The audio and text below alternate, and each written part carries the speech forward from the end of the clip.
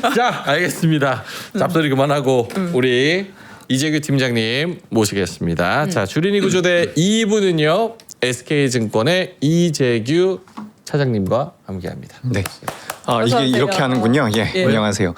제가 2부 처음 나와가지고 이렇게 바로 시작하는지 몰랐습니다. 어떻게 좀 뭘 쿠션을 깔아드릴까요? 아니요, 괜찮습니다. 예. 근데 오늘 처음으로 조금 그래도 편한 복장으로 오셨어요. 제가 오늘 정말 방송이 오랜만에 별로 없어가지고 오, 편하게 왔습니다. 집에서 오셨어요?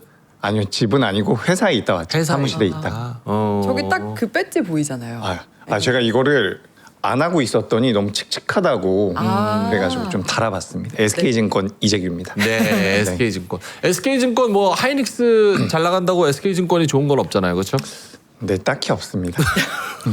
그게 지배구조가 좀 이렇게 다르게 돼 있던데. 저희 SK증권이 좀 SK하이닉스랑 크게 관련이 없어요. 그렇게만 말씀드리고 좀 복잡한 상황이 있는데 그렇습니다. 이게 SK하이닉스랑 관계가 별로 없다. 네. 이렇게 좀 알고 계시면 될 것 같습니다. 네, 많은 분들이 코스닥 신봉자, 코스닥맨, 치킨보이, 코스닥, 치킨보이? 네, 코스닥이니까 닭 치킨. 네. 코스닥과 바이오를 제가 마지막 기억하는 걸로는 좀 그래도 좋게 보셨는데 네. 요새 그런 재규 차장님의 그 뷰가 좀 궁금해요. 요새 시장 네. 어떻게 보고 계신지. 일단 제가 우리 3프로에서 그 개인 코너가 있거든요. 그래서 어제 같은 경우도 이제 결정적 한 수라고 그 코너를 했는데 어제 마지막에 정리드린 인사이트의 마지막 그 문장이 뭐였냐면 일단 1차 반등은 끝났다라는 부분이었거든요. 그러니까 지금 코스닥과 코스닥에 상장되어 있는 뭐 제약바이오도 마찬가지고요. 상대적으로 막 주가가 많이 밀렸었던 업종들 있죠. 이런 기업들 같은 경우는 단기적으로는 저는 반등이 좀 나왔다라고 생각을 하거든요. 지금 코스닥 같은 경우는 방금 전에 뭐 시청자분들께서 구독자분들께서도 말씀을 해주신 것 같은데 지금 우리가 코스닥 같은 경우는 여기 차트를 잠깐 보여드릴게요. 네. 차트를 보시면 요게 7월 29일 날 저점이 어디냐면 630포인트입니다. 네. 630포인트에서 어제 오늘 800포인트까지 올라왔어요. 맞아요. 180포인트가 올라온 거거든요. 종합주가지수 기준으로 30%가 올라왔다라는 것은 일단은 뭐 반등이 꽤나 나왔다라는 부분이죠. 알테오젠 같은 경우도 잠깐 보도록 하겠습니다. 알테오젠이 저점이 19만 원인데 오늘 종가가 30만 원이거든요. 오늘 종가 뭐 지금 넥스트레이드에서 거래가 좀 되고 있는 것 같은데 이게 50%가 올라왔어요. 그래서 여기서 또 추가적으로 50%가 올라갈 겁니다라고 말씀드리기에는 약간의 눌림목이 필요하지 않을까라는 생각이 들어서 저는 기본적으로는 상반기와 하반기는 좀 다를 것이고 상반기 때 삼성전자와 SK하이닉스가 없는 투자자분들이 완벽하게 소외가 됐다면 하반기에는 삼성전자와 SK하이닉스만 있는 분들은 소외될 수도 있을 것이다. 죄송합니다. 공포 마케팅. 마케팅은 아니고. 겁주네. 그래서 저는 기본적으로 삼성전자와 SK하이닉스를 완전히 다 줄이는 건 아니라고 생각을 하거든요. 네. 뭐 20% 30% 정도는 보유하는 게 맞다라는 생각을 하는데 우리가 어쨌든 주식이라는 것은 수익을 내기 위해서 하는 거잖아요. 그럼요. 초과 수익. 저는 굉장히 공격적인 사람이라서 알파남. 그건 뭐 잘 알파 수익. 모르겠는데 예. 뭔가 수익을 많이 내기 위해서는 많이 올라갈 수 있는 업종을 봐야 되는데 그게 하반기에는 다른 쪽일 가능성이 높지 않을까. 저는 그렇게 좀 생각을 하고 있습니다. 그러면은 재규 차장님의 포트 구성은 어떤 게 지금 가장 적합하다고 보세요? 전자닉스 몇 프로, 현금 몇 프로, 바이오 몇 프로? 그죠? 제가 이거 매번 보여드리는 자료인데 네. 오늘은 없네요. 제가 그 결정적 한 수에서 준비를 하고 있는 자료라서 제가 어제 기준으로 포트 비중이 어땠냐면 반도체가 20% 엄청 적다. 그리고 바이오가 25% 야, 우와. 역시 바이오맨. 그리고 ETF가 20%. 그 ETF는 주로 어떤 것들이에요? 예를 지수 ETF. 지수. 제가 요거 지금 숫자가 현금이 이것보다 좀 덜 남아야 되는 것 같은데. 예. 제가 로봇 소부장 뭐 다른 것도 있어요. 아니요, 제가 그냥 반도체랑 제약바이오랑 ETF 세 가지만. 와. 그리고 현금 비중이 25% 정도. 그렇네. 그럼 그래서- 딱 맞네요. 그래서 이제 지난주부터는 이제 바이오가 반도체보다 좀 더 비중이 많은데 제가 이제 사실 오늘도 코스닥 이야기 하실 것 같아가지고 좀 생각을 해봤는데 네. 사실 저는 어제 부로서는 다시 한번 반도체도 보셔야 된다는 생각이 들어요. 그러니까 우리가 시장에 참여를 하다 보면 여러분 여러분들께서도 잘 한번 생각을 해보세요. 뉴스를 보거나 유튜브를 켜면 비슷한 얘기를 할 때가 굉장히 많아요. 맞아요. 근데 제가 코스닥에 대해서 그죠? 욕도 많이 먹고 혼나기도 많이 했는데 코스닥을 6월 말부터 되게 세게 말씀드렸어요. 맞아요. 그리고 나서 그때부터 많이 밀리기도 했었고 근데 최근 반발 매수는 좀 더 강하게 나오고 있는 건 맞거든요. 근데 이게 좀 코스닥이 올라오다 보니까 제가 최근에 듣는 이야기는 반도체를 줄여야 된다. 이제는 다른 쪽을 봐야 된다. 그런 이야기가 또 많이 들리는 거예요. 아 다른 사람이. 네. 그럼 이렇게 되면 또 얘기가 달라지거든요. 이렇게 되면 오히려 또 반도체를 다음 주에는 또 공략을 해봐야 돼요. 그러니까 이게 사실 여러분들께서 투자를 할 때 내가 듣고 싶은 이야기를 해줄 때 가장 좋거든요. 근데 주식 투자를 좀 잘하고 수익률을 좀 더 많이 가져가기 위해서는 남들보다 조금 빠르거나 남들과는 좀 달라야 된다. 근데 올해 상반기 같은 경우는 사실 삼성전자와 SK하이닉스가 너무 잘했잖아요. 그래서 이제 그 삼성전자와 SK하이닉스에 대한 포모를 느꼈던 분들도 계시고 나는 왜 이게 없었지라는 생각하셨던 분들도 계신데 최근에 주가 내려오니까 저희도 이제 제 고객님들 같은 경우도 기존에 보유하고 있었던 거 매도해서 이쪽으로 넘어가고 싶다라는 이야기를 정말 많이 하셨어요. 근데 여기도 한번 봐보도록 하겠습니다. 지금 SK하이닉스가 삼성전자보다 너무 많이 밀려 있어가지고 제가 삼성전자를 예로 한번 들어드릴게요. 네. 삼성전자가 저점이 여기가 19만 원이거든요. 네. 19만 원에서 삼성전자가 23만 원까지 올라왔으면 4만 원이 올라온 거예요. 네. 20% 정도가 올라온 거거든요.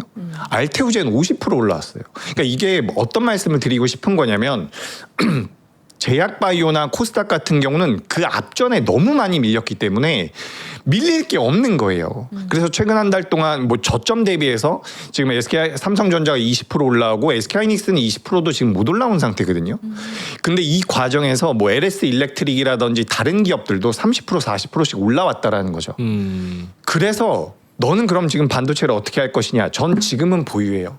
오히려 지난주 같으면 반도체를 줄여서 제약바이오라든지 지수 ETF를 매수하시는 게 좋았다라고 생각을 했는데 꽤 올라왔다라는 거죠. 그러니까 저는 하반기 때는 좀 달라질 것이고 일단 지금 내가 반도체를 싹 다 매도해서 이쪽으로 넘어가는 것은 이미 늦었다. 그렇기 때문에 일단 보유를 하는데 반도체 외의 섹터들이 조정을 받는 걸 전 좀 기회로 삼아 보셨으면 좋겠거든요. 오늘도 좀 밀렸잖아요. 그 코스닥 기업들. 네. 요렇게 눌림이 나오면 저는 매수의 기회라고 생각을 하고 있습니다.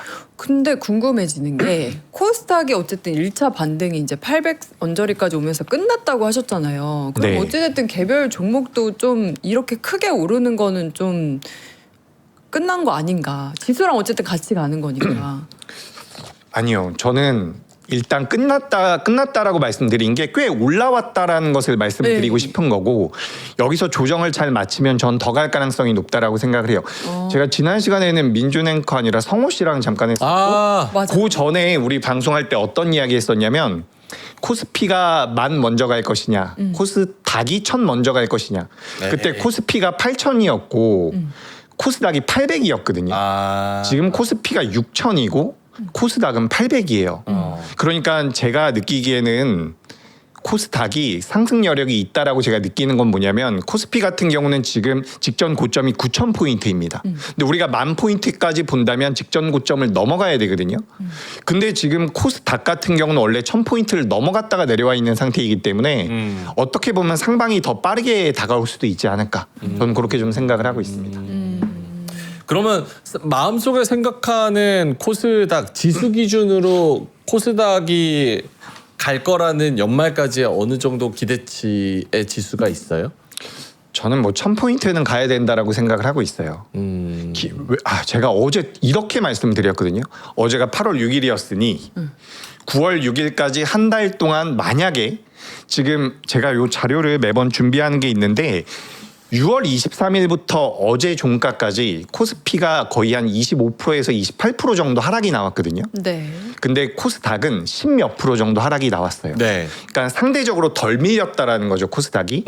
근데 만약에 지금부터 한 달 후에도 코스닥이 덜 밀려 있다면 네. 저는 내년 상반기까지도 코스닥이 좋을 가능성이 높아 보여요. 굉장히 조심스러운 이야기인데 네. 일단 1차 반등이 나왔다라고 보고 있고 이 눌림 과정에서 한 달 동안 만약에 그래도 버텨준다면 저는 그래도 뭐 연말까지는 코스닥이 더 강할 가능성이 높지 않을까 이렇게 좀 생각을 하고 있습니다. 이 물음표가 좀 많이 찍히는데 1000이 너무 보수적인 목표. 그러니까 200밖에 안 남았는데. 25% 25%면 하나도 갈 수 있는 거 아니야? 전자닉스는 상한가 가는데요? 상한가요? 그건 그때는 뭐 쇼커버 때문에 들어온 거죠. 형, 저는 좀 그렇지 아 그래요? 아니요 1000. 아 근데 예, 이게 일단 1000. 그러니까 1000에 물음표가 찍히는 분들이 계신데 네. 재규 차장님은 그거를 진짜 현실적으로 그리고 자신감 있게 그렇게 또 생각하시는 벤치마크로 생각을 하시는 것 같고 그렇죠? 네 맞아요. 허황되게 뭐 1,500, 2,000을 얘기하는 것보다 현실적으로 1,000은 가주면 그 안에서 좀 많은 수익을 낼 수 있다라고 생각하시는 그렇죠. 거. 저는 종목별 장세가 이미 왔다라고 생각을 하고 있고 1000포인트까지 올라가는 과정에서 종목 기준으로는 뭐 50% 60% 올라오는 기업들도 많이 나올 것 같거든요. 근데 이렇게 해서 뭐 코스닥에다가 여러분들이 몰빵하시라는 이야기가 아니에요. 그러니까 네. 저는 관심을 좀 가져보시라는 거예요. 제가 신규 투자자분들 만나보면 삼성전자와 SK하이닉스밖에 몰라요. 다른 건 아예 관심이 없어요. 근데 그게 또 굉장히 아이러니한 게 뭐냐면 논리적이세요. 실제로 이제 삼성전자와 SK하이닉스 말고 돈을 많이 버는 기업이 뭐가 있냐라고 한다면 저는 딱히 생각나는 게 조선 쪽이랑 화장품 쪽밖에 없거든요. 그렇다면 너는 왜 자꾸 코스닥 이야기를 하냐? 라고 하시는데 논리적인데? 그죠 논리적이죠. 그러니까 네. 제가 뜨끔한데 아니 코스닥이 언제 실적이 엄청나게 좋아서 올라갔느냐? 아 그거 보고 투자하는 거 그건 또 아니다. 그렇죠. 왜냐하면 이게 가장 중요한 게 수급 논리거든요. 사실 네. 제가 올해 상반기 때 반도체가 많이 올라올 때 개인적으로 좀 고민이 있었던 게 뭐냐면 제가 어쨌든 2002년, 2003년부터 주식 투자를 했는데 당시에는 레포트 나오면 주가가 빠진다. 목표 주가 올라가면 주가가 빠진다라는 말들이 되게 많았거든요. 네. 근데 올해 같은 경우는 반도체에 대한 레포트들 나오고 뭐 삼성 전기에 대한 레포트들 나올 때 그 딱딱딱 맞아 떨어지면서 주가가 올라갔잖아요. 그러니까 이게 주가라는 게 굉장히 논리적으로 움직인다라고 생각을 많이들 하셨어요. 그리고 그게 원래 맞는 거기도 하고. 근데 올해 상반기는 그게 너무 심했다라고 저는 생각을 하는 거거든요. 그러니까 하반기가 되면 보편적이었던 우리 시장으로 돌아갈 가능성이 높다. 보편적이라는 것은 종목을 연구를 하고 공부를 해서 그 종목이 시장 대비해서 압도적인 수익률이 나올 수 있고 삼성전자와 SK하이닉스가 못 올라간다라는 것은 아니지만 과거에 삼성전자가 100%씩 올라가지 않았거든요. 포트의 안정성을 가져다주는 종목이 될 가능성이 높지 않을까. 그래서 저는 하반기는 그러니까 주식 오래 하신 분들은 알아요 이거를. 주식 오래 하신 분들은 이번 주에도 뭐 조선주들 매수하고요. 그렇게 하십니다. 근데 주식 투자를 오래 하지 않으신 분들은 이것만 자꾸 보시니까 제가 그게 좀 걱정이 돼요. 걱정이 돼요. 네, 그건 맞는 것 같아요. 야, 이제 돈 벌기 어려운 시장이다. 맞아요, 맞아요. 예. 가영 씨가 질문이 많을 것 같은데. 저요. 재규 차장님은 저 전략과 뷰와 저 철학과 이런 거에 가영 씨가 좀 안 맞는. 저요? 네. 아, 왜냐면 제가 질문을 드리면은 차장님이 아니요라고 하실 때가 많아요. 아 그래요? 그래서 저랑 생각이 다를 때가 많으죠. 열린 마음으로 좀 들어주세요. 우리 주린이. 네, 알겠습니다. 가영 씨를 한번 설득하는 걸 목표로 해보시면 어때요? 가영 씨를. 네, 설득을 해보겠습니다. 아, 근데 저 궁금한 게 지금 얘기를 듣다 보니까 이제 하반기부터는 예전처럼 이제 실적이 따라오면은 좀 주가가 올라가는 종목별 장세가 될 거다라고 얘기를 해주셨잖아요. 아닌가요? 그건 아니었고. 아, 그래요? 제가 잘못. 그러니까 실적이 잘 나오면 당연히 주가가 따라가는 게 맞는 거고 네. 거기에 가장 부합했던 것이 올해 상반기 때 삼성전자와 하이닉스. 네. 근데 이제 그런 흐름이 무조건 나오는 것은 아니다. 아, 그러니까 지금 상반기 때 실적이 잘 나왔음에도 불구하고 주가가 많이 밀린 기업들이 있거든요. 그런 기업들은 이제 올라올 수도 있고 또 이제 상반기 때 실적이 안 나왔다라고는 하지만 너무 많이 밀린 기업들 같은 경우는 또 반등이 나올 수가 있고 이 약간 논리적으로 설명드리기가 어려운 부분들이 있긴 있거든요. 근데 요것도 잠깐 제 화면 잠깐만 보여주시면 좋습니다. 요게 어제 거예요. 어제 제가 준비한 건데 목소리가 갑자기 너무 안 나오네요. 그래요? 예. 목이 메이네요. 물 한번 드시고. 근데 여기 한번 봐보시면 코스피가 마이너스 23% 빠질 때 네. 코스닥이 10% 빠졌다는 거죠. 언제부터 언제까지예요? 6월 23일부터 8월 6일입니다. 거의 한 달 플러스 보름 정도. 네. 어. 근데 이렇기 때문에 여러분들 코스닥을 다 하십시오라고 말씀드리는 게 아니라 무언가 변했다는 거잖아요. 삼성전자, SK하이닉스가 상반기 때 8, 90% 있었다면 엄청난 수익이 났는데 하반기 때는 그게 어렵다라는 말씀을 저는 주린이 분들께 꼭 드리고 싶은 거예요. 근데 이게 되게 어려운 게 뭐냐면 주린이 분들께서 만약에 내가 이제 저 사람 말 듣고 이제 내가 종목을 공부를 해서 중소형주를 매매를 하고 다른 업종을 했는데 사실 그 기업들보다 삼성전자랑 SK하이닉스가 더 좋거든요. 그러니까 아예 장기로 본다면 이거 안 하셔도 돼요. 그렇죠. 그냥 삼성전자, SK하이닉스만 하시면 되는데 저는 그래도 우리 방송을 이렇게 체크해서 보시고 무언가 유튜브도 보시고 하시는 분들은 그래도 좀 단기적으로 내가 무언가 성과를 내고 싶어 한다라고 생각을 하거든요. 맞습니다. 아예 장기적으로 본다면 삼성전자랑 SK하이닉스보다 안 좋은 게 어디 있어요 우리나라에. 근데 이제 내가 단기적으로 무언가 좀 수익성을 제고해보고 싶다면 그때는 다른 업종에 대한 관심도 필요하다. 저는 이렇게 좀 생각을 합니다. 일단 여러 가지 질문이 있을 수 있을 것 같은데 너일루 나와바님께서 순환매 간다는 말에는 동의하는데 문제는 지금 현금이 없어요. 다 물려 있습니다. 주린이는 지금 현금 확보가 어려운 상황입니다라는 분들이 꽤 많을 것 같아서 네. 전자닉스에 물려 계신 분들이 재규 차장님의 의견에 어느 정도 동의하면서도 내가 어쨌든 손절이라는 액션을 취해야 된다는 그 부담감이 좀 큰 것 같아요. 거기에 대해서 한마디 해주시면. 되게 어렵죠. 저도 이제 고객분들이 가끔씩 전화를 막 하세요 저한테. 전화해서 뭐 좀 매도를 해달래요. 그래서 제가 왜 매도 직접 안 하시고 전화하셨어요? 그러니까 매도를 못 하겠대요. 진짜요? 진짜로. 그래서 저도 그 마음을 알거든요. 근데 제가 많이 듣는 이야기가 뭐냐면 반등이 나오면 매도를 하겠다라는 말씀을 많이 하세요. 네. 근데 제가 이렇게 답변을 드리거든요. 뭐 반등이 나오면 30% 정도 매도를 하고 싶다라고 하시면 저는 그럼 지금 10%를 매도하시죠 라고 말씀을 드려요. 그러니까 반등이 나올 때 30%를 매도하는 것과 지금 10%를 매도하는 것은 어쨌든 매도 물량 자체가 줄어들기 때문에 심적인 부담은 덜하지만 매도를 확실하게 할 수 있다라는 거죠. 그래서 매도를 해서 현금이 확보가 되면 그거 가지고 할 수 있는 게 많이 있습니다. 그렇기 때문에 저는 좀 용기를 내보실 필요가 있다라는 말씀을 항상 드리는 거고 다만 오늘은 좀 늦은 것 같아요. 제 생각에는 다음 주에 삼성전자와 SK하이닉스가 방향성을 만약에 상방으로 만들어주면 전 단기적으로는 올라올 가능성이 높아 보이거든요. 그러니까 참 이게 타이밍적인 문제인 것 같아요. 제가 코스닥에 대해서 좋게 말씀드리고 뭐 제약바이오에 대해서 좋게 말씀드렸는데 전 일단은 꽤나 반등이 나왔다라고 이미 생각을 해요. 그래서 지금 이제 코스닥 쪽으로 다 넘어가느냐라고 한다면 고민을 해봐야 될 것 같고 그래서 한 달 후에도 좋으면 그때는 이제 추세가 바뀐 거예요. 네. 그러니까 연말이나 내년 초까지는 좋을 것이라고 말씀드리는 거고 일단 다음 주에 반도체가 만약에 못 올라오면 저는 과감하게 비중 축소. 그러니까 이게 왜 그러냐면 주가가 그렇게 논리적이지 않아요. 수급의 흐름에 따라가거든요. 그렇죠. 그래서 이제 코스닥이 많이 밀린 부분들, 코스닥이 우리 이제 반도체 많이 밀릴 때 제가 뭐라고 말씀드려야지 이해를 하실까요? 반도체 밀리잖아요. 예전에 2차 전지 밀릴 때 왜 투자자분들이 60%, 70%, 80% 손실이 났냐면 밀릴 때 뭘 하시냐면 좋은 내용들을 찾습니다. 아 이건 뭐 밸류가 지금 굉장히 꽉 차 있는 기업이고 뭐 지금 계속해서 업황이 좋아지고 있고 이런 이야기들을 찾다 보면 사실 그 내용이 듣고 싶은 거거든요. 그래서 그걸 보유해서 이제 주가가 밀리는 거죠. 물론 2차 전지와 반도체는 다릅니다. 반도체는 실적이 엄청나게 나오니까. 근데 제가 걱정이 되는 것은 그냥 놔둘까 봐. 그냥 놔두셔서 이거 밀리면 어떡할 거예요. 저는 일부는 좀 잘라내서 대응을 하실 필요가 있다.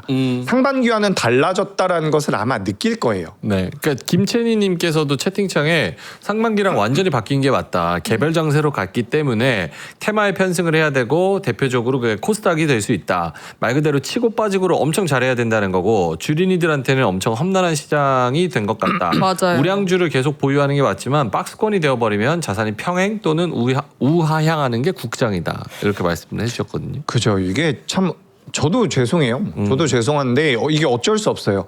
제가 어제 방송을 했기 때문에 계속 그 말씀을 드리는데 네. 어제 키워드가 현실이었어요. 현실. 현실. 지금 반도체에 대해서 그러니까 제가 반도체를 아예 매도하라고 안 하고 전 실제로 우리 고객분들 반도체가 아예 없으면 매수해 드려요. 매수하십시오. 반도체 매수하십시오. 포트 20%는 있어야 됩니다라고 매수를 해 드리는데 이게 100%면 매도해 드려요. 아. 그러니까 이게 어쩔 수 없어요. 그러니까 제가 반도체를 아예 매도하라고 안 하고 전 실제로 우리 고객분들 반도체가 아예 없으면 매수해 드려요. 매수하십시오. 반도체 매수하십시오. 포트 20%는 있어야 됩니다라고 매수를 해드리는데 이게 100%면 매도해 드려요. 이걸 좀 융통성 있게 하셨으면 좋겠다라는 그러면 거고. 최대 많이 반도체 비중 가져가는 게 허용되는 재규 차장님의 범위는 어느 정도 레인지까지? 40%?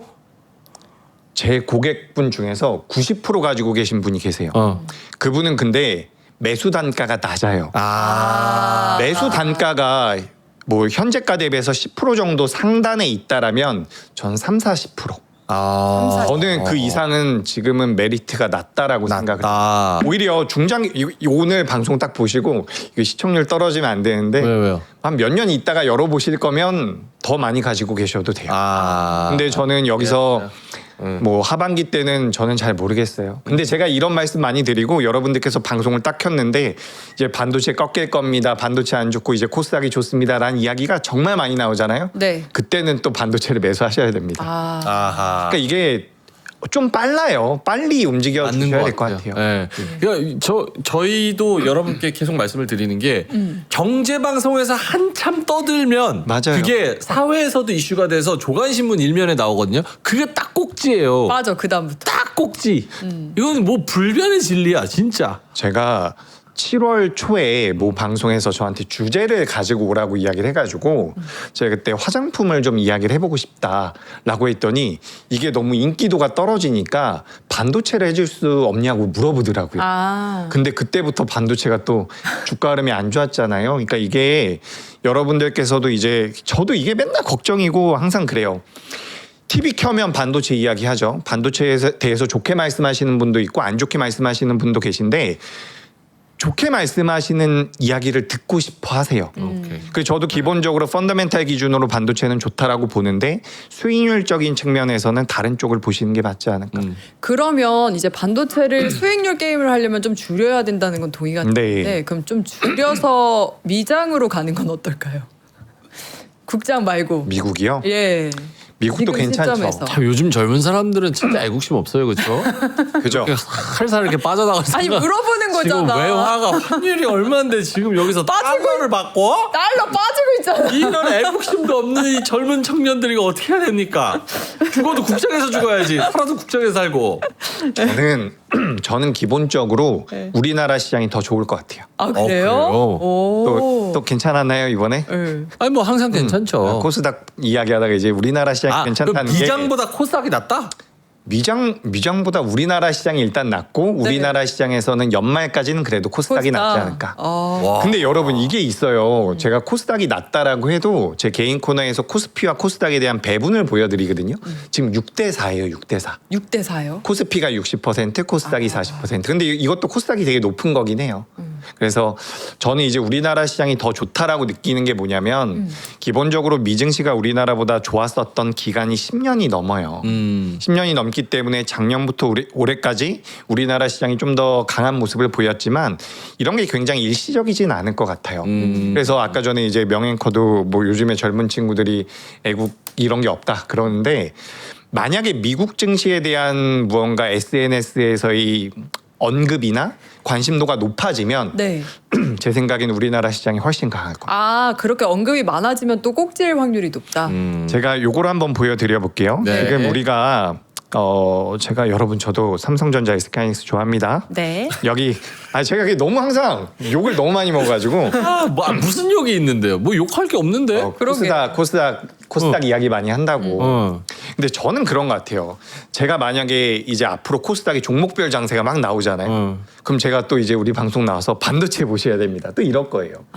이게 약간 모르겠어요. 저는 항상 자문사에 있었기 때문에 매매를 좀 더 빨리 해야 된다라는 약간의 강박관념이 있나. 남들보다 좀 빠르게, 화장품도 좀 빠르게, 제약바이오도 빠르게. 근데 이게 단점이 청재규리시네, 청재규리. 예, 그죠. 근데 이게 단점이 뭐냐면 네. 먼저 매수하거나 시장에서 외면받고 있는 종목을 사놓으면 네. 분명히 수익은 나요. 근데 이걸 얼마나 기다릴지가 그게 굉장히 어려운 거죠. 존버. 매수하고 나서 되게 오래 기다려야 된다라는 단점이 있고 시장에 참여를 열심히 하고 계신 투자자분들 입장에선 그거가 너무 힘들죠. 아니 뭐 욕할 게 뭐 있어요. 그 뷰가 비슷한 분끼리 동의가 되면은 또 그거 내가 선택을 해서 거기서 뭐 이제 투자를 하는 거니까 예, 너무 막 상처받지 마세요. 네. 감사합니다. 예. 그리고 자료 한번 아까 네, 보시면 아까 요거 보여드릴게요. 지금 이게 우리나라 코스피 종합주가 지수거든요. 코스피 지수. 여기 보시면 요 빨간색이 120일 이동평균선입니다. 지금 보시면은 코스피가 120일 이동평균선 밑에 내려와 있고 삼성전자 같은 경우도 여기 밑에 내려와 있죠. 근데 최근에 우리나라 시장에서 뭐 제가 바이오맨이라고 하니까 삼성 바이오로직스 한번 볼게요. 얘는 어때요? 안 좋은 것 같아요. 지금 120일 이동평균선 위에 올라와 있죠. 네. 위에 올라와 있고 뭐 우리가 코스피에 또 뭐가 있죠? 셀트리온. 셀트리온도 120일 이동평균선 위에 올라와 있습니다. 오. 우리가 7월 달에 나름대로 괜찮았던 게 KB금융. 네. KB금융 어때요? 오, 진짜 좋다. 120일 이동평균선 위에 올라와 있죠. 네. 야. 이게 어쨌든 지금 시장보다 강한 업종들이거든요. 네. 근데 이런 업종들이 제 생각엔 앞으로 많아질 거예요. 조선주들도 이렇게 올라올 가능성이 높고 다른 업종들도 이렇게 올라올 가능성이 높으면서 반도체가 어쨌든 실적 밸류가 너무 좋다 보니까 얘들이 많이 안 빠질 겁니다. 반도체가 버텨주고 그 아랫단에 있는 종목들이 올라온다라면 수익 나는 종목들은 많아질 가능성이 높아 보여요. 네. 그러면 이제 우리나라 시장이 미증시보다 좀 강할 수 있다라는 거에 대한 명분이 될 수가 있겠죠. 저는 그렇게 생각을 하고 있습니다. 저 채팅창 이 말 되게 공감됐어요. 뭐죠? 재규 차장님 얘기하시면 그것보다 살짝 늦게 사면 된다고. 좀 빨리 말씀하시니까. 그럼 타이밍이 딱 맞아요. 맞다. 네. 좀 분할로 이렇게 천천히 네. 맞는 것 같아요. 맞는 것 같아요. 들어볼 의미가 있다는 게 중요한 거죠. 그럼요. 네. 그렇구나. 타이밍이. 알겠습니다. 오늘 그러면은 준비해 오신 자료는 주로 핵심적인 내용은 뭐 말해 주시려고? 저는 오늘 뭐 주린이 코너라서 네. 편하게 왔습니다. 주린이 무시하시나요? 아니요, 편하게 여쭤보셨으면 좋겠고 사실 뭐 오늘 시장에 있었던 여러 가지 뭐 팩트라든지 수치라든지 이런 것들이 궁금하시면 여쭤보셔도 되는데 네. 저는 기본적으로 이제 매매를 하시거나 투자를 하시는 분들이 어떤 마음가짐으로 현재 시장을 좀 접했으면 좋겠는지 그런 것들도 저는 굉장히 중요하다라고 맞아. 생각을 하거든요. 그럼요. 코스닥에서 2차 전지 오, 네. 소름. 2차 전지 나도 지금 물어보려 했거든. 샀어요? 안 샀어요. 이 누나가 관심 가지면서 산 것 같아. 아니, 안 샀어요. 샀어. 네. 관심 종목에 있나 보네. 살려고. 네. 2차 전지 물어봐요. 네. 그러니까 뭘 여쭤보려고 그러냐면 코스닥이 좀 더 좋을 것 같다고 말씀을 하시니 그 안에서 로봇, 소부장, 2차 전지, 제약바이오 이렇게 있잖아요. 덩어리가. 네. 주로 크게. 그거를 이제 세부적으로 하나씩 좀 여쭤보면 좋을 것 같아서. 네. 다영 씨 2차 전지. 2차 전지 오늘 막 포스코 퓨처엠 막 이렇게 네. 나오면서 LFP 뭐 최초로 뭐 계약했다 막 이런 얘기 나오고 하는데 이게 실제로 2차 전지가 이제 모멘텀을 받았다가 사실 허술해서 다 빠졌잖아요. 근데 실적이 좀 좋아지면서 2차 전지 기대감을 해도 되는 건지 아니면 여전히 그냥 너무 빠져서 다시 오르는 건지 이게 좀 저는 궁금하더라고요. 일단 너무 많이 빠져서 올라오는 게 맞다라고 생각을 하고요. 그리고 만약에 2차 전지를 보유하고 계시거나 매수해 보실 의향이 있다면 저는 지금 매수가 맞다라고 생각을 합니다. 우리가 지금 주식 투자에 대해서 계속해서 논리적인 접근이 필요하고 그렇게 좀 공부를 많이 하시는데 이번 7월 달에 우리나라 시장이 굉장히 큰 변동성 많은 전문가들이 이야기했었던 것과 다르게 움직였었던 것은 결국에 수급이죠. SK하이닉스가 지난번에 상한가에 들어갔습니다. 시가총액이 1000조가 넘어가는 기업이 하루 만에 시가총액이 300조 가까이 늘어났다라는 거예요. 그게 수급적인 부분들로 만들어졌다라고 볼 수가 있거든요. 근데 이 수급이라는 것은 결국에는 수익을 내기 위한 수급이에요. 우리가 기관들도 그렇고 외국인들도 그렇고 어떤 특정 섹터에서 어느 정도의 수익이 창출이 되면 거기서 매도를 하고 그 다음에 어디서 수익이 많이 날 수 있을지에 대한 고민을 합니다.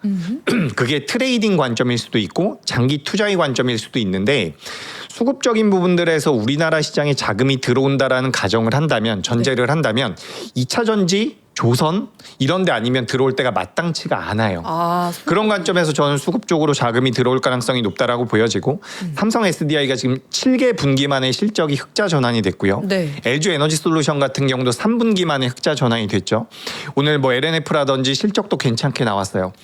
우리가 지금 실적 밸류로 본다면 2027년도까지 당겨오더라도 우리나라 요 셀 3사들 같은 경우는 PER 기준으로 50배, 30배 수준이거든요. 이걸 우리가 저평가됐다라고 할 수가 없죠. 근데 저평가됐다라고 할 수 없지만 주가는 올라갈 가능성이 높다라고 보여져요. 주가라는 것은 항상 아무도 관심이 없을 때 매집이 되고 네. 그 다음에 주가가 올라가기 시작을 하고 시장에서 관심이 받으면 그때가 꼭지일 가능성이 높은데 네. 전 이번 반도체는 굉장히 특별했다라고 생각을 해요. 시장에서 관심을 받고 좋은 내용이 나와도 더 올라갔잖아요. 굉장히 오랫동안 정말 이런 강세는 한 번도 본 적이 없어요. 그래서 저는 그것도 뭐 맞는 것 같은데 사실 그게 논리적이잖아요. 실적이 따라오고 성장을 하게 되니. 근데 주식시장이라는 것은 그 돈들이 스마트머니라고 이야기를 많이 하잖아요. 수익을 내기 위한 시장이다. 그런 관점에서 본다면 전 2차 전지는 부정적으로 볼 이유는 없는 것 같습니다. 그러면 2차 전지 코스피에 있는 거, 코스닥에 있는 거 둘 중에는 뭐가 더 나아요? 지금 주가 이게 여러분 이게 되게 쉬워요. 쉽다라는 게 무슨 주식 쉽다는 사람들은 저는 사기꾼이라고 생각을 하는데 네. 죄송합니다. 요게 뭐냐면 지금 우리가 만약에 2차 전지를 매매한다라면 가장 강한 종목을 매매하면 돼요. 아. 지금 삼성 SDI랑 LG 에너지 솔루션이 있는데 기본적으로는 삼성 SDI의 주가름이 더 좋아요. 그래서 삼성 SDI를 대장주로 보시는 게 맞다라는 생각이 들고 우리가 추가적으로 지금 계속해서 ESS 쪽에 대한 이야기가 나오고 있는데 기본적으로 2027년도 하반기가 되면 미국 쪽에서 쇼티지가 나온다라고 합니다. 그렇게 되면 뭐 우리나라 기업들이 올라갈 만한 명분은 많이 있겠죠. 근데 저는 우리나라 시장을 관통하고 있는 가장 큰 키워드 여러분들께서 앞으로 5년 후에도 10년 후에도 주식 매매를 하실 거라면 이걸 꼭 알아두셔야 돼요. 저도 이제 우리나라를 너무 사랑하지만 중국 기업들과 가격적인 경쟁력으로 맞짱을 떠서 이길 수 있는 산업군이 우리나라에 별로 없어요. 그렇죠. 태양광, 2차 전지, 제약바이오 며칠 전에 뭐 CPO 관련돼서 통신 장비주들도 변동성이 나왔는데 이것도 미국이 중국 규제한다 그래서 올라온 거거든요. 네. 그러니까 이 산업의 구조 자체를 잘 파악을 해야 돼요. 지금 제가 정확히 말씀을 드려보자면 우리나라에 셀 3사가 있습니다. LG 에너지 솔루션, 뭐 삼성 SDI, SK온. 요 기업이 1년 내내 들어가는 R&D 비용이 중국의 CATL이라는 기업이 있어요. 네. 요 기업이 1년 동안 R&D 하는 비용보다 터무니없이 부족해요. 셀 3사를 더해도. 그럼 중국 기업들이 잘할 수밖에 없겠죠. 근데 여기에 대해서 미국 기업들이 미국에서 규제를 해준다라는 거예요. 그렇게 된다면 뭐 우리나라 기업들이 수혜를 받을 수가 있는 것이기 때문에 저는 이제 이런 관점으로 2차 전지를 보고 있고 거기서 우리나라 2차 전지 우리가 기업을 분석을 하면 사실 얘기들은 많아요. 예를 들어 가지고 이런 2차 전지 기업들 같은 경우는 공장을 가지고 있거든요. 가동률이 내려가면 감가상각비 때문에 실적이 굉장히 안 좋아지는데 EV 라인을 ESS 쪽으로 돌려버리면 공장 가동률도 올라가고 네. 수익성도 좋아지고 이런 부분들이 내년부터 본격적으로 반영이 될 거거든요. 근데 그런 부분들을 이야기하더라도 삼성전자와 SK하이닉스와 비교해 보면 너무 비싸죠. 그럼 이건 절대 못 올라가느냐? 그게 아니라는 거죠. 시장이라는 게, 주식이라는 게. 그래서 제가 지난 3개월 동안 6개월 동안 우리나라 시장에 처음 들어와서 매매하시는 분들이 진짜로 진심으로 너무 걱정이 돼요. 그런 말씀을 드려봅니다. 코스닥에서 뭐 2차 전지 말씀해 주셨는데 2차 전지, 로봇, 소부장, 제약바이오 여기서 순위가 어떻게 돼요? 재균님 차장님의 마음속의 순위. 제약바이오 1등. 그죠? 그 다음에 로봇. 예. 이 얘기를 듣고 싶죠. 아니 뭐 이거는 뭐 저도 이제 같은 배를 탔어요. 저 현대차 팔고 로보티즈 샀거든요. 아 그래요? 네, 기가 막히죠? 저는 안 또- 좋아지시는데? 아니요, 로봇 좋아요. 아 그래요? 좋게 보고 있습니다. 내가 탔다니까 또 안 아니야. 좋아하시는 표정이 안 좋으신데? 저는 개인적으로 현대차 그룹도 반도체보다 좀 낫지 않을까라는 생각을 하고 있거든요. 정말요? 오. 그러니까 로봇 그 다음에 일단 순위 한 번만 정해. 제약바이오, 로봇 그다음에 또 뭐가 있었죠? 반도체 소부장이랑 2차 전지, 2차 전지, 2차 전지 그리고 반도체 소부장. 와 반도체 소부장이 반도체 마지막이네. 꼴등이네. 이게 왜 그러냐면 반도체 소부장에 대한 관심도가 진짜 높은 것 같아요. 뭐 리노공업이라든지 뭐 주성엔지니어링 같은 경우는 태양광 쪽으로도 엮여 있는 부분들이 있고요. 뭐 이오테크닉스라든지 테스라든지 오늘 이제 우리 넥스트레이드에서 SK하이닉스가 투자를 한다라는 내용들이 나오면서 반도체 소부장 같은 경우도 변동성이 좀 나왔는데 가장 중요한 것은 뭐냐면 소부장 같은 경우는 최근에 변동성이 많이 나왔을 때 제가 느끼기로는 반도체 쪽에 대한 모멘텀이 아니라 코스닥에 대한 자금이 들어왔을 때 저는 주가 흐름이 좋았다라고 생각을 하거든요. 무슨 이야기냐면 코덱스 코스닥 150 그러니까 코스닥 150에 투자를 하고 있는 ETF 상품들이 있는데 요 코스닥이 많이 올라갈 때 이제 기계적으로 들어온 자금들로 인해서 반도체 소부장들의 주가 흐름이 좋았다라고 생각을 해요. 네. 그리고 추가적으로 말씀드리고 싶은 것은 삼성전자와 SK하이닉스 같은 경우는 실적이 엄청나게 잘 나왔죠. 그렇죠. 소부장 그렇게 많이 잘 나온 기업들이 별로 없어요. 이거 가끔씩 제가 보면은 뭐 반도체 소부장 실적이 엄청 잘 나왔다라고 하는데 삼성전자, SK하이닉스와 비교해 보면 상대도 안 됩니다. 그런데 주가가 그렇게 똑같이 올라갈 것이다라고 생각을 하는 것은 저는 말도 안 된다라고 생각을 해요. 그래서 만약에 반도체를 보신다면 저는 여전히 종합 반도체 기업들을 보는 게 맞다라는 생각을 해요. 네. 그렇기 때문에 소부장 쪽이 어떻게 보면 하단부에 있는 거고 제약바이오와 로봇과 그리고 2차 전지가 밸류 기준으로 반도체 소부장보다 좋느냐?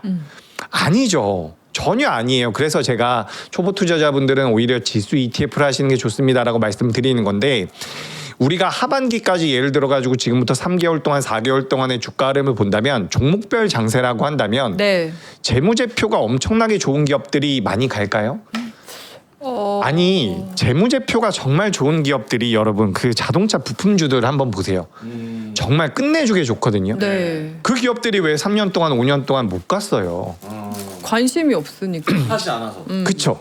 성장 밸류가 떨어져서 그런 부분들로 인해 가지고 어쨌든 시장에서는 실적이 잘 나온다고 무조건 주가가 올라가는 건 아니거든요. 네. 보세요. 화장품 관련주들 어때요? 실적이 잘 나오죠. 주가가 올라가죠. 왜 올라가겠습니까? 성장 밸류가 붙고 있는 거예요. 원래는 중국 쪽에 대한 매출이 지배적이었는데 지금은 중국 외 국가들에서 중국의 피크를 찍었을 때보다 매출이 더 많이 나와요. 네. 성장성이 붙고 있는 거죠. 최근에 네이버와 LG전자가 주가가 많이 올라갔다가 젠수당 CEO 돌아가고 나서 제자리로 돌아왔습니다. 전 이 두 기업도 많이 갈 거라고 생각을 해요. 그래요. 성장 밸류가 붙으니까. 그러니까 제가 반도체가 안 좋다라고 말씀드리는 게 아니라 그 외의 업종군들이 너무 많이 먼저 밀렸다라는 거예요. 그래서 이런 기업들을 보실 필요가 있지 않을까라는 거고 네. 그것도 있어요, 여러분. 코스닥은 규모가 작잖아요. 작은 금액으로도 변동성이 나온다라는 거죠. 그래서 저는 기본적으로 9월 초중순까지도 코스닥이 더 강하면 이거는 뭐 연말까지 강할 가능성이 높다. 추세가 바뀔 가능성이 높다라는 말씀을 다시 한번 드려봅니다. 네. 알겠습니다. 플러스에서 조금 앞서서 얘기하셨던 그 삼전 닉스보다 현대차 그룹들이 더 좋을 것 같다라는 질문을 너무 드리고 싶은데 그 전에 하나만 살짝 소개하고 광고하고. 네, 네. 가보겠습니다. 네, 네, 지금 준비가 싹 돼 있습니다, 여러분. 저희가 헬스 플러스 종아리 마사지 기계를 들고 왔어요. 원플 원 좋아하시죠? 저희 원 플러스 원으로 2세트 나갑니다. 진짜요? 네, 하나 줘요? 그럼요. 이 리빙아트에서 만든 거고요. 네. 백화점에서도 판매가 되는 제품인데 정가는 12만 원. 실제로 백화점에서 지금 12만 원에 판매되는 제품을 저희는 이제 3프로 TV 특권으로 59,800원에 들고 와봤습니다.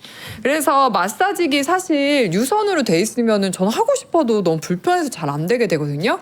근데 지금 이제 민준 앵커가 직접 선을 보여주고 있는데 무선입니다. 그래서 뭔가 이동의 그런 제약 없이 그냥 편하게 집에다 딱 차고 돌아다니시면서 뭐 밥도 먹고 화장실도 가고 그러면서 종아리에 쌓인 피로를 풀 수 있는 제품입니다. 네, 그래서 이게 공기압도 공기압인데 온열 기능까지 있대요. 여기 광고 보시면 지금 빨갛게 불 들어오는 거 보이시죠? 그래서 따뜻하니 종아리를 풀어줍니다. 그래서 부모님 효도 선물로도 너무 좋을 것 같고 사실 요즘엔 집들이 선물하려고 하면은 너무 다양하게 이미 다 구비가 돼 있어서 선물하기가 좀 마땅치가 않잖아요. 근데 집들이 선물로도 솔직히 종아리 마사지기는 없을 것 같아. 우와, 오, 엄청 신기해. 시원해요? 이렇게 압박을 좀 이렇게 해. 아이고. 아우 아파. 아, 압이 좀 센가 보다. 우와. 오, 네. 우와 이거 엄청 신기하다. 여러분 무선이라고 압이 약하지 않습니다. 와 엄청 신기해요. 저 이런 거 처음 해보거든요. 아, 진짜 한 번도 안 해봤어요? 아 약간 그런 느낌이야. 어떤? 이거 그 혈압제잖아요. 보건소 가면 아, 이렇게 딱 그 이렇게 공기 같은 게 이렇게 쫙 압박해 주잖아. 네. 그거를 이제 조금 세심하게 쫙쫙쫙 이렇게 해주는 그런 느낌인데 난 좀 아프네. 근데 이게 되게 좋은 게 다들 아시겠지만 종아리가 사실 동맥은 잘 내려갔는데 정맥에 힘이 부족하고 근육이 없으면은 그게 펌프가 잘 안 돼서 그래서 종아리가 사실 붓고 피곤한 거거든요. 아 맞네. 네, 그래서 이렇게 쫙 약간 그 혈압 재는 것처럼 이렇게 압박을 해주면 이제 정맥에서 순환이 좀 잘 되면서 훨씬 피로가 풀립니다. 아 좋다. 되게 좋아요 여러분. 되게 가볍고 약간 그냥 천 하나만 있는 것 같은 그런 가벼움이거든요. 그러니까요. 무겁고 뭐 전혀 그런 거 없고 그냥 네. 이렇게 천 하나예요. 맞아요. 이렇게. 근데 요거를 다리에 딱 넣고 와 이거 팔에도 하면 되잖아. 팔에도 뭐 할 수 있죠. 어. 네, 할 수 있죠. 와. 그래서 저거 그냥 어. C타입으로 여기 보시면 이렇게 충전 잭 보이시죠? 여기다가 그냥 이제 C타입 그 아무든 충전기 꽂아서 충전하시고 충전 다 되면 이제 또 편하게 여기저기 돌아다니면서 쓰고 이렇게 하면 됩니다. 색깔도 너무 예쁘지 않아요? 네. 이게 민트색이 작년에 제니 씨가 제니. 예 민트색 이제 네일 바르면서 되게 핫해진 색깔입니다. 제니 여러분. 씨. 네. 예. 아우 좋네요. 리빙 아트 신형 마사지기. 되게 시원하네. 엄청 세요 진짜. 제가 마사지 이런 걸 잘 못 봤거든요. 아. 너무 아파가지고. 근데 이거 네. 완전 그냥 딱 압박이 지대로 쫙 이렇게 들어오네. 와. 아, 이 강도 조절이 되지 않을까요? 될 것 같아요. 아마도 되지 옆에서. 않을까 예, 싶습니다. 시원합니다. 예. 네. 자, 고정 댓글에 링크 달아드릴 테니까 여행 가서 좋겠네요. 이렇게 말씀을 해주시고 계십니다. 그렇네. 여행 가면 좋겠네요. 네. 가볍게 들고 가시게. 자, 그러면 링크 타고 들어가시면 될 것 같고요. 자, 재규 차장님 이제 가셔야 될 때라 가지고 아 그래요? 네, 한 3분 남았는데. 네. 분이요? 네. 딱 제약바이오 종목 3개만 공부할 거 딱 던져주세요. 아니 왜 현대차가 더 좋은지 물어보고 현차? 싶은데. 왜 삼전 닉스보다 지금 현차가 현차 좋다고 솔직히 하니까. 관심 없잖아요, 현차. 왜 난 관심 있어요. 주가 완전 아니 지금 그 젠슨왕 CEO 다녀간 다음에 현대차 그룹이랑 LG전자랑 그리고 네이버 같은 경우는 정말 무슨 데칼코마니처럼 이렇게 빠져 있거든요. 근데 이 기업들이 어쨌든 성장 밸류를 받게 될 가능성이 전 굉장히 높다라고 생각을 해요. 현대차가 지금 뭐 PER로 9배에서 11배 수준이고 글로벌 완성차 기업들이 한 12배 수준이니 주가가 좀 올라갈 수 있는데 뭐 여기까지 이야기를 하고 있는데 실제로 이제 로봇 밸류가 어느 정도만 붙어주더라도 전 추가 재상승의 가능성은 있어 보이거든요. 근데 가장 포인트는 뭐냐면 이게 시가총액 상위주들이 있잖아요. SK 스퀘어, 삼성전기. SK 하이닉스의 시가총액이 1000조예요. SK 하이닉스에 대한 20%의 지분을 가지고 있는 게 SK 스퀘어입니다. 시가총액이 한 200조 정도 된다라는 거죠. 근데 SK 스퀘어 교과서적으로. 시가총액이 120조입니다. 주가 올라가야죠. 맞죠? 네. 근데 저는 그 아랫단에 있는 종목들이 있어요. 현대차, 한화 에어로스페이스, HD, 현대중공업 이런 기업들은 7월 달에 제가 방금 전에 말씀드린 그 S7이라고 했었던 기업들보다 훨씬 더 많이 밀렸어요. 네. 그러니까 저는 얘들을 좀 볼 필요가 있지 않을까. 아. 그 과정에서 현대차를 좀 보실 현대차 그룹도 매력적이라고 생각을 하는 거고. 그러니까 여러분 지금 시장이 가만 보세요. 적당히 밀리면 주도 섹터가 다시 살아나는 게 맞아요. 근데 많이 밀렸다가 올라올 때는 뭐가 많이 올라오냐면 많이 밀렸던 게 많이 올라와요. 많이 빠진 게. 네, 오늘 뭐 최근에 이제 뭐 전력기기도 많이 올라왔다라고 하는데 7월 달에 전력기기 제일 많이 빠졌어요. 바이오 7월 달에 많이 빠졌어요. 그러니까 그 전에도 많이 빠졌고. 그러니까 우리가 지금 시장에 대해서 저는 개인적으로 정의를 하자면 시장의 분위기는 바뀌었다. 그리고 이제 하반기 때는 바이오를 보실 필요도 있는데 뭐 아까 종목 이야기하셨으니까 네. 저는 그냥 주식 투자를 매매를 막 미친 듯이 하고 싶다 이런 상황이 아니라면 네. 삼성 바이오로직스랑 셀트리온 두 개가 가장 좋아 보이고 좀 내가 변동성을 누려보고 성장성을 보겠다라고 한다면 알테오젠 요 정도만 말씀을 드리고 싶습니다. 네. 조금 더 안 돼요. 제가 어제 우리 방송에서 D&D 파마텍 잠깐 말씀드렸거든요. 아. D&D 파마텍이 며칠 전에 급락이 한번 나왔어요. 네. 그 협력하고 있는 기업에서 하나를 드랍하겠다고 해가지고 이것도 제가 읽어봤을 때는 뭐 그렇게 딱히 약재는 아니었던 것 같아가지고 D&D 파마텍 같은 경우도 그러니까 소량만 좀 관심은 가져보시는 것도 좀 괜찮을 것 같습니다. 어우, 종목 얘기하시니까 아, 그리고 갑자기 집중 확 되네. 한올바이오 파마라는 기업이 또 있어요. 한올 바이오 파마 빨리 적어. 나 다 적었어. 제가 사실 다 적었어.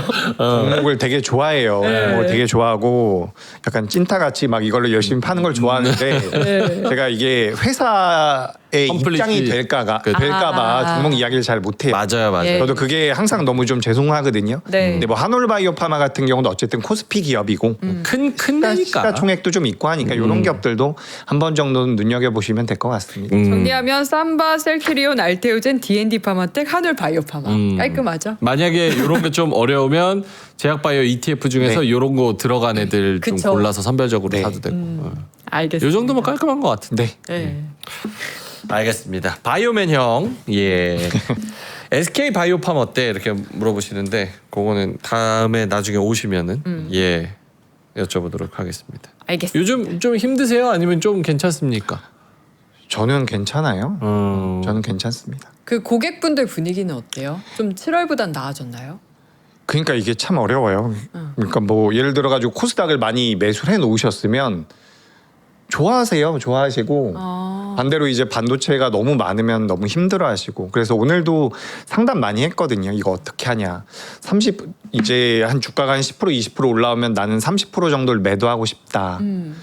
그럼 제가 지금 10%로 매도하세요. 이렇게 말씀드리는 거고. 그러니까 처해져 있는 상황 따라 좀 다른데 제가 가장 어렵다라고 생각하는 게 뭐냐면 삼성전자랑 SK하이닉스가 너무 좋은 기업이라는 거예요. 그러니까 이게 장기적으로 보면 틀린 투자가 아니기 때문에 제가 이걸 뭐 줄이고 다른 걸 하십시오라고 강하게 말씀드리기는 어려워요. 근데 하반기 때 무언가 내가 좀 더 잘해보고 싶으면 공부를 한번 해보자. 이렇게 말씀드리겠습니다. 네. 맞습니다. 자 그러면 오늘 금요일에 우리 3프로 TV 마지막 방송까지 2부 주린이 구조대까지 너무나 고생 많이 해주신 네. SK증권의 우리 이재규 차장님과는 오늘 여기서 인사드리도록 하겠습니다. 고맙습니다. 감사합니다. 감사합니다.